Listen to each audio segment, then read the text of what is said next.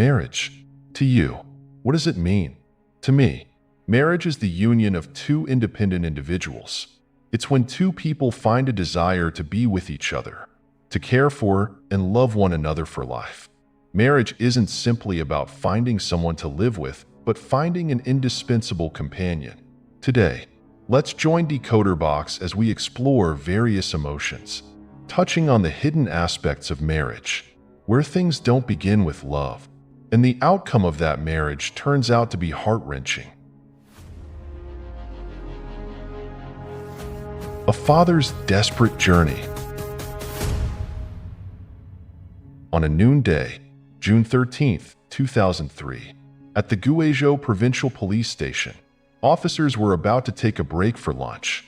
Suddenly, the figure of a man appeared in the distance.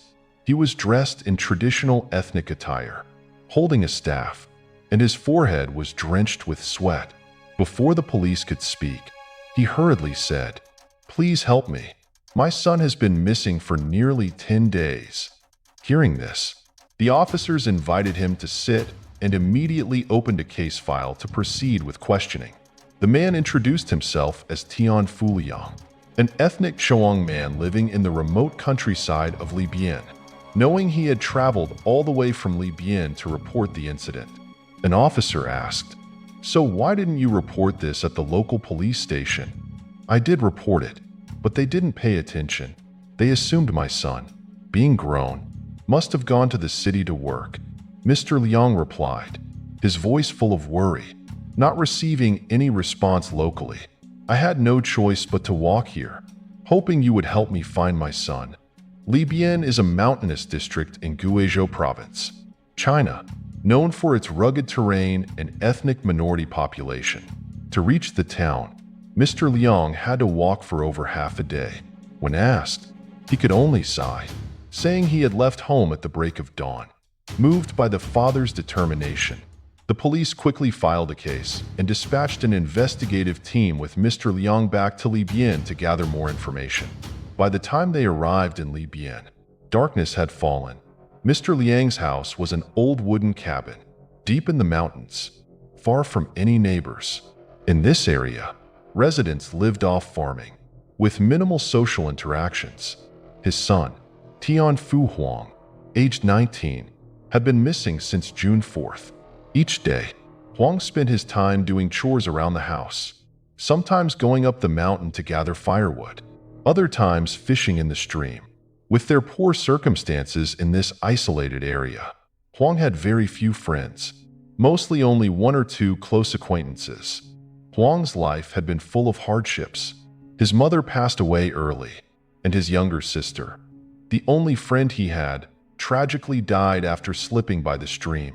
After her death, Huang became even more withdrawn and quiet.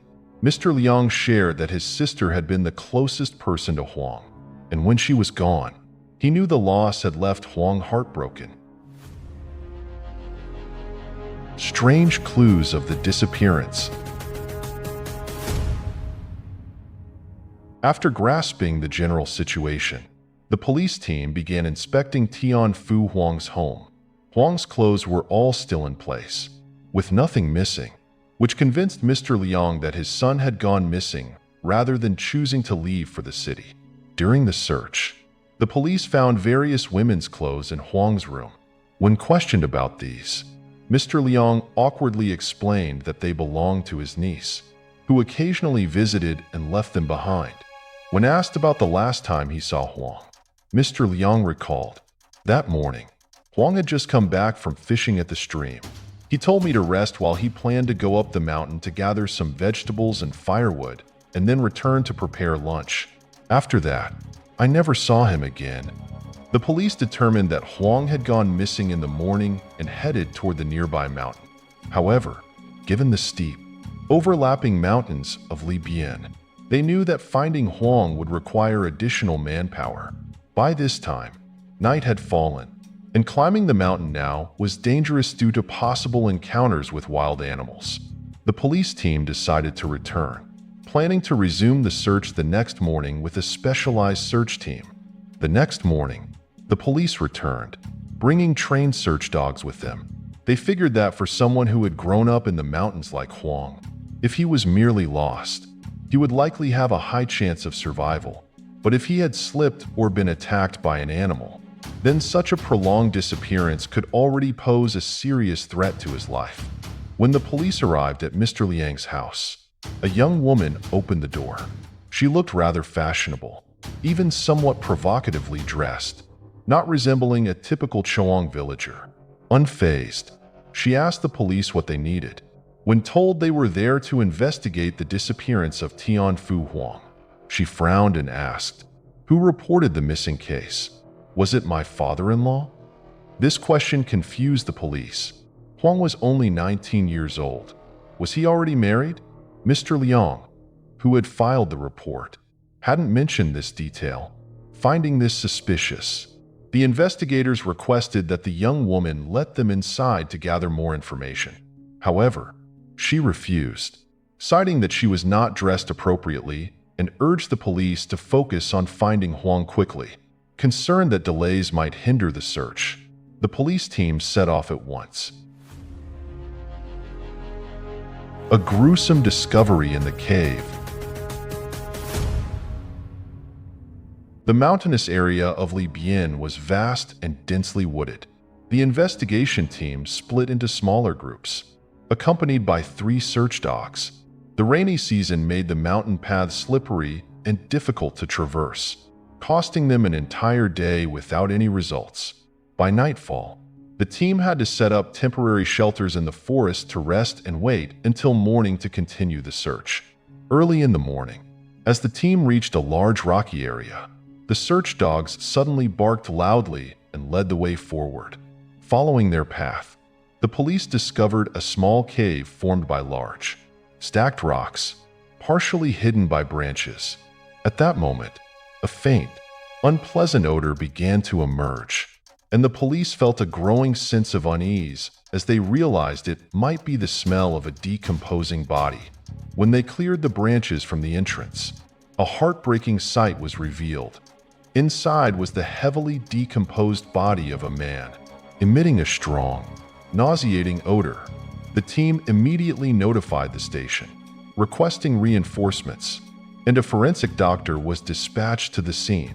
The rock cave where the body was found was less than 2 meters wide and about 3 meters deep.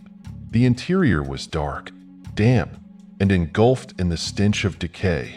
The body lay flat, surrounded by flies and maggots, which was stomach-turning for anyone present. The victim wore clothing with Choang ethnic patterns, was barefoot, and his clothes were intact, with no signs of being disturbed. From an initial examination, the forensic doctor estimated it was the body of a young man around 19 years old, about 1.7 meters tall, with a sturdy build and calloused hands, indicating he was accustomed to manual labor. Clues from the crime scene. The forensic doctor concluded that the body had been dead for about 10 days, consistent with the time of Tian Fu Huang's disappearance.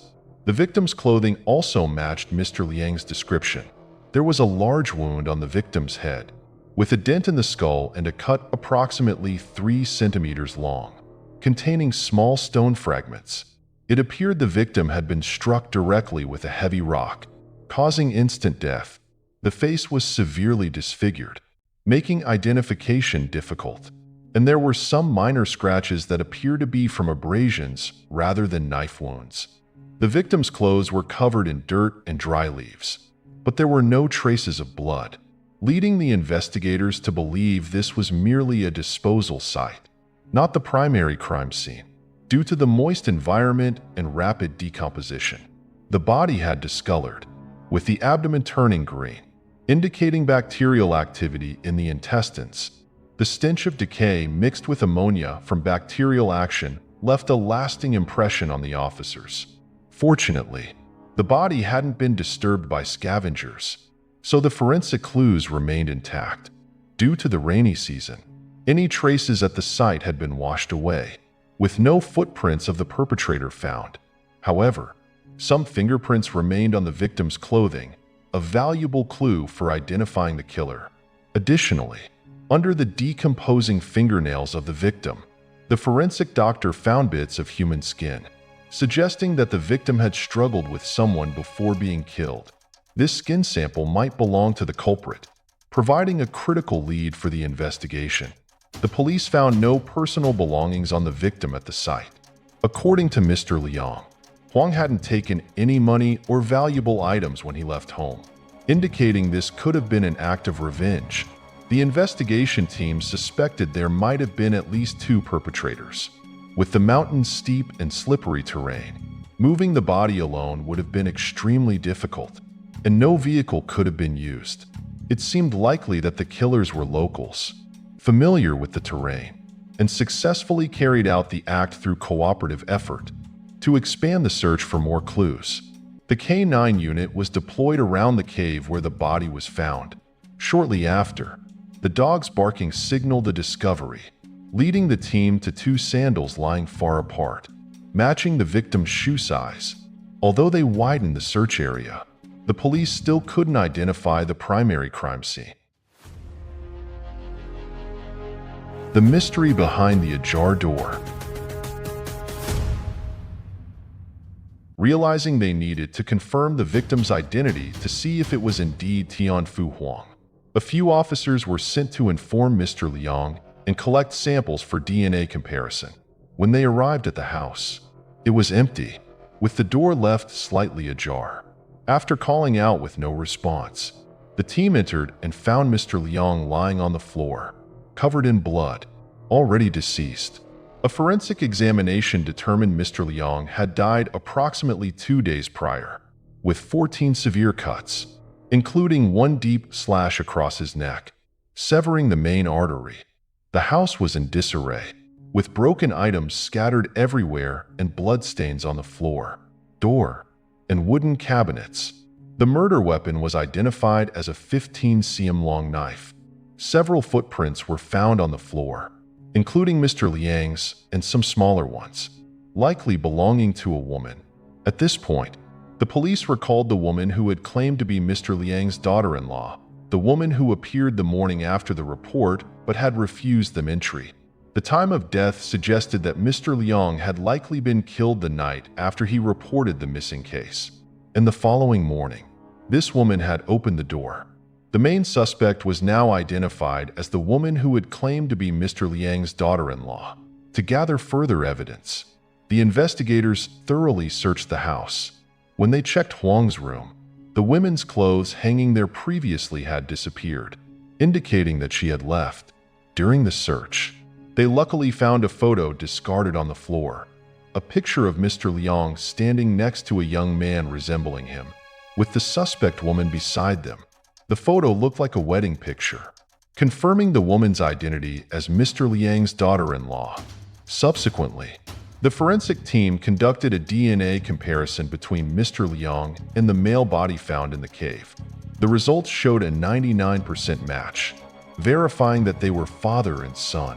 What began as a missing person case had now turned into a double homicide, with the primary suspect on the run.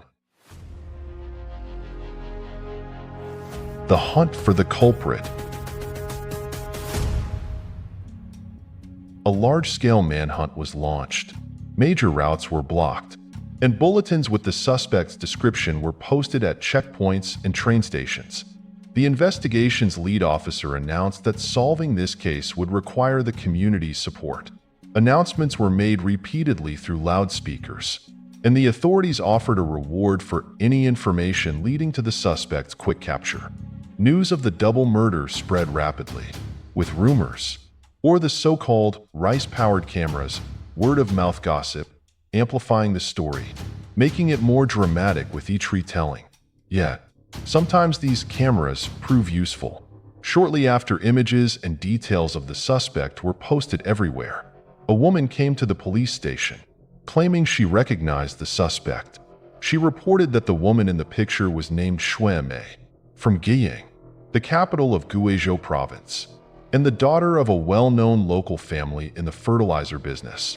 According to her, she had recently seen Xue Mei in the local market. Just that very morning, The investigative team immediately headed to Shuemei's family home. When they knocked, Shuemei herself answered the door, displaying neither panic nor fear, and calmly asked, "Are you here for me?" The officers explained that she was a suspect in the murder of Mr. Liang and his son, requesting that she come to the station for questioning. To their surprise, Shuemei readily confessed, "I am the culprit." This quick admission left the police stunned, as they had invested significant time and resources organizing a manhunt to capture her. Tragedy of a loveless marriage. When asked about her motives, Shuemei began her account. She revealed that she was only 17 years old and had been married for 2 years. This was difficult to believe, a girl forced into marriage at 15, but it was true. Shuemei had fallen victim to a child marriage arranged by her grandfather. Her family had originally lived in Shenzhen, where she grew up and had just finished middle school. On a visit to her grandfather's village, she was abruptly married off to Tian Fu Huang, whom she had never met. Shuemei's marriage was nothing more than her grandfather's fulfillment of an old promise to Mr. Liang's family. Her grandfather, Yang Feizeng, had once been a wealthy figure involved in the illicit tobacco trade. To avoid attention, he opened a fertilizer shop as a front. However, during a smuggling operation, he was cornered by border police and fled into the mountains, where harsh winter conditions quickly wore him down, leaving him in dire condition. It was then that Tian Fu Liang, out hunting on the mountain, discovered Mr. Yang, carried him down, and nursed him back to health at his own home. At the time, Mr. Liang's family was struggling financially. His wife had just given birth to a daughter, and now there were 5 mouths to feed, including Mr. Yang. Yet, Mr. Liang continued to care for him, even traveling to town to buy medicine for him. Thanks to Mr. Liang's dedicated care, Mr. Yang gradually recovered, and he came to view Mr. Liang as his life-saving benefactor. In gratitude, he promised to consider Mr. Liang's family and to support him in any way he could. At that time, Tian Fu Huang was only 8 years old, but already had the demeanor of an elder brother, helping his mother care for the younger sibling. Mr. Yang told Mr. Liang that he had a granddaughter, 2 years younger than Huang, and that one day he would marry her to Huang, both to repay his debt and to strengthen the bond between their families. Mr. Liang treated this as a light-hearted remark, but for Mr. Yang, it became a binding promise for Shuemei's family. Shuemei's father was the only son among 3 siblings. However, his gambling addiction left the family in heavy debt. Unable to bear the constant demands for repayment and her husband's abuse, Shuemei's mother left, abandoning her to live with her irresponsible father. Shuemei grew up in a loveless environment, surrounded by neglect and hardship. When he could no longer pay off his debts, Shuemei's father turned to his own father, Mr. Yang, for help. Mr. Yang agreed to assist, but with one condition: he would decide Shuemei's marriage. At this point, Shuemei was only in 5th grade, and her father, desperate to rid himself of his debts, agreed without considering his daughter's future. When Shuemei turned 15, Mr. Yang was diagnosed with cancer, and his health began to deteriorate. When his family gathered to visit him, he declared that he had one unfulfilled promise: to ally with his benefactor, Tian Fu Liang, the man who had saved his life. In the family, only 2 granddaughters remained: Shuemei, who was 15, and a younger girl of 3. Although neither was old enough to marry, Mr. Yang insisted that this marriage must proceed quietly to avoid legal issues. To incentivize compliance, he promised to leave his entire estate to the family willing to agree. Shuemei's father, enticed by the prospect of inheritance, agreed immediately, ignoring his daughter's tearful pleas.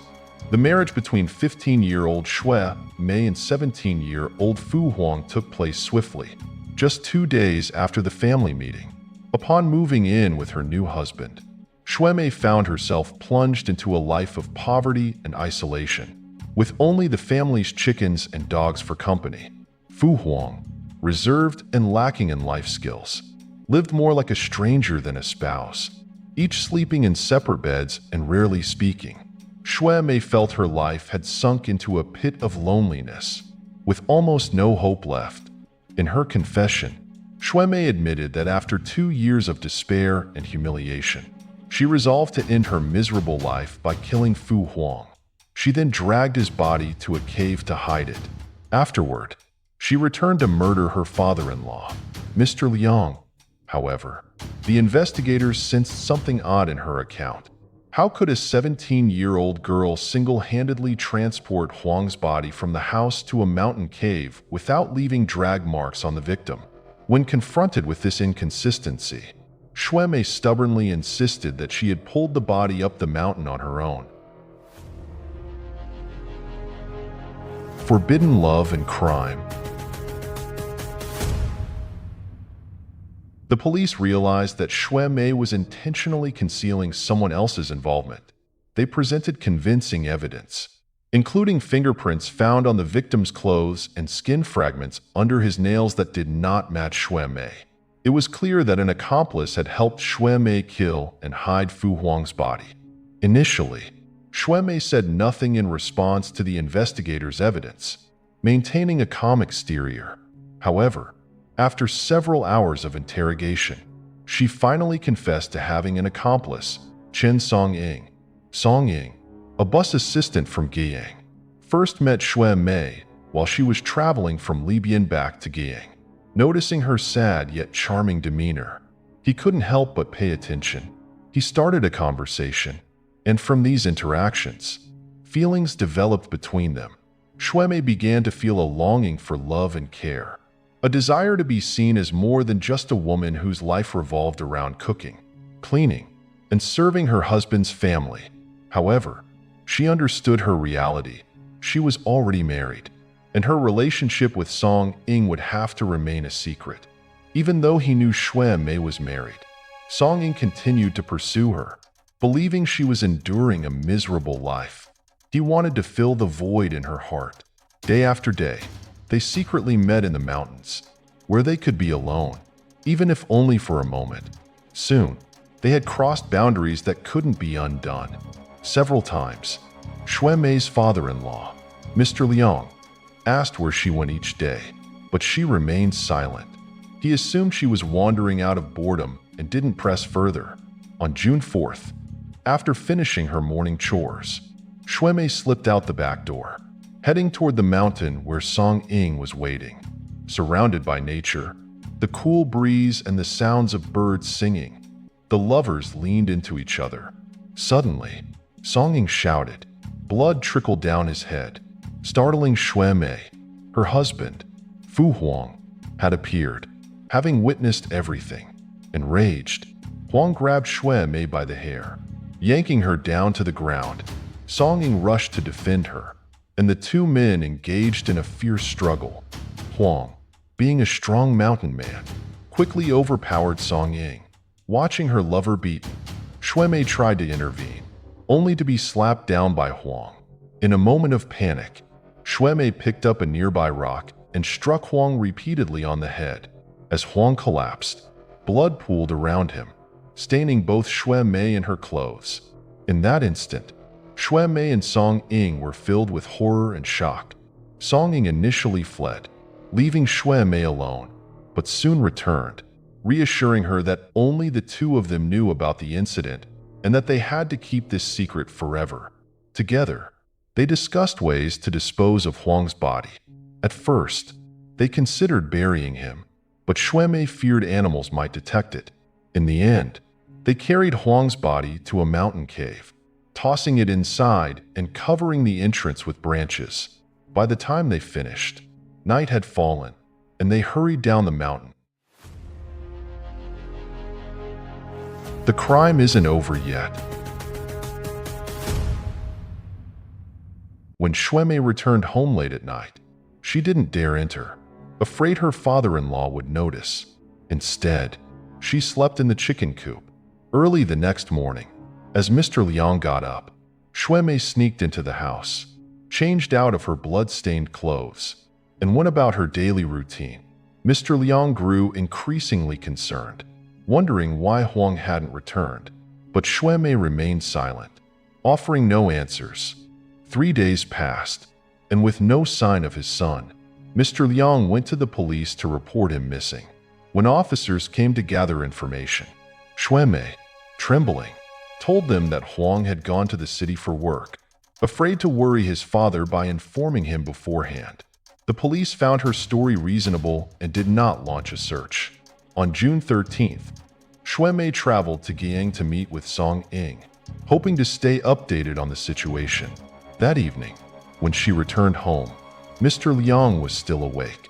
He looked at her accusingly, chastising her for her indifference and heartlessness, pointing out that while her husband was missing, she seemed carefree.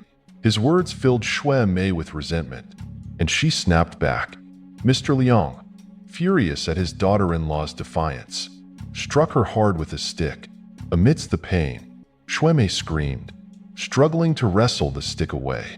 Overwhelmed by years of pent-up anger, she retorted, "My family married me off here, but I've never had enough to eat or a full night's sleep. I've tasted meat maybe once a year. Who else would have married him if not for me?" These words only fueled Mr. Liang's anger, and he beat her even more mercilessly. In a moment of uncontrollable rage, Xue Mei rushed into the kitchen, grabbed a knife, and stabbed him repeatedly. Mr. Liang couldn't escape, collapsing at the bedroom door. Seeing her father-in-law lying there, Xue Mei didn't feel fear but instead turned off the lights and went to bed. In that moment, she felt a sense of release, as if a weight had been lifted. From now on, I can finally be Xue Mei, she thought, free from the role of the Tian family's daughter-in-law. Xue Mei slept soundly until the police arrived the next morning, accompanied by K9 units to track Huang's whereabouts. At the sight of the police, Xue Mei felt a twinge of panic but quickly composed herself. Once they left, she hurried to gather her belongings and fled to Guiyang, only to be captured shortly afterward. Justice and final liberation. On November 16th, at the Guiyang Provincial Court, Xue Mei's case went to trial. Xue Mei did not appeal, fully admitting her guilt. The courtroom was packed with spectators, all murmuring about the case of a daughter-in-law who killed her husband and father-in-law. Given Xue Mei's brutal actions, the court sentenced her to death. Her accomplice, Chun Song-ying, though not directly involved in the killing but complicit in disposing of the body and failing to report the crime, received a 35-year prison sentence and was stripped of his political rights for life. The Yang family, Xue Mei's birth family, was fined 30,000 yuan, over $5,000, for arranging a marriage involving an underage person, indirectly leading to this tragedy. As the trial concluded, the judge allowed Xue Mei to make a final statement. In a subdued tone, she recounted, "From a young age, I never knew what love felt like. My childhood was spent in what was called a home, but I never felt the warmth of family. As I grew older, I became nothing more than a pawn in the hands of my father and grandfather. Even on my wedding day, I had to hide to avoid being caught by the police. What did I do to deserve this life? If death is my fate, perhaps it is a release for this weary soul." After a brief pause, her gaze reflected a glimmer of deep pain as she added, "Marriage is not just two hands or two bodies. It's the union of two souls ready to weather life's highs and lows together."